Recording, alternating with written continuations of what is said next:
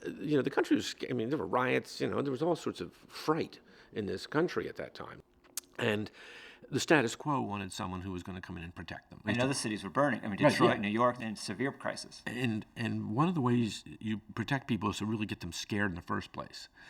So let's get them frightened first, and then I'll come in and save you. I'm the whole bicentennial thing was a national kind of joke. They would put him on, saying he had the troops coming, and nobody else showed up. I'm a little younger than the Rizzo generation. I didn't grow up in Philadelphia, and I grew up in California. So I didn't come up with Rizzo lore. Right. And so when I learned about his relationship with Nixon, Oh, that yeah. threw me. Yeah. Because Rizzo was a Democrat. Of course, Nixon was a very strongly Republican, very conservative Republican. And yet they had a kind of thing going on. Oh, yeah, to the point where Rizzo's offices did everything they could to shut down the McGovern committee here. McGovern's campaign offices were right next to City Hall, and they couldn't get their phones hooked up. They couldn't park a truck without getting it towed. They were harassed day and night. And Rizzo was pretty open about it. He didn't agree with McGovern. He didn't agree with the party's candidate, so he went with his own. In some ways, we need more people with that state of mind now instead of just straight party, straight party. I'm a Democrat, but this city would be a lot better if we had more Republicans just to balance things out. Politicians only work when they're scared. And what Democratic politicians scared in this city? Nobody. Well, I'm wondering if we could take a look at some of the dialogue that you've created for the play. We have the script here. I'm looking at page 75. Okay. Since I'm a reporter, I'll play the part of the reporter. And since you're the author, why don't you play the part of Rizzo? I could play Rizzo's left leg, okay? I mean, I'm a little wrong for this part. How do you plan to finance all the promises you've made?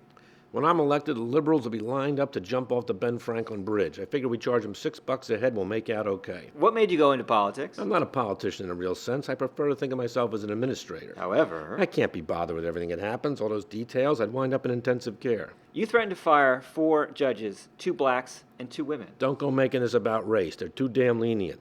What we need is our own electric chair, a lot quicker. I'll personally pull the switch if they run out of people who want to do it. I'm available. You promised to clean up This is why you're a reporter. Try that again. You promised to clean things up, but you've been hiring a lot of your friends. Of course I give jobs to my friends. Who you want me to give them to, my enemies? You passed over senior ranked, more qualified candidates to appoint your brother, Joe, as fire commissioner. Yeah, they called that nepotism.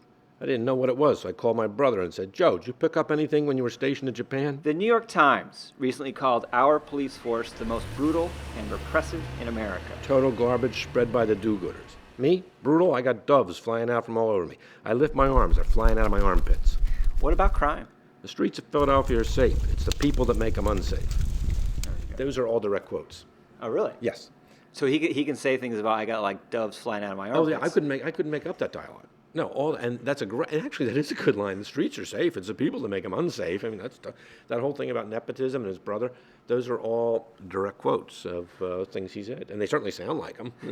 He was famous for being a very charismatic guy. He was on the news for a reason because he was great on camera. Oh, yeah. He gave a great soundbite and he gave a great handshake. Yeah. So as the character, he's kind of a gift to a playwright. No, like you? actually, it's just the opposite, Peter. Just the opposite, because I thought the same thing when Theater Exile and I talked about this. And Joe Canu said, what a great character, Yeah, in sound bites, he's a great character. Try and build a play around someone who has no contradictions within him. It's a boring character, because any situation, I started writing the play, and every situation I put him in, it was foregone conclusion how he was going to react.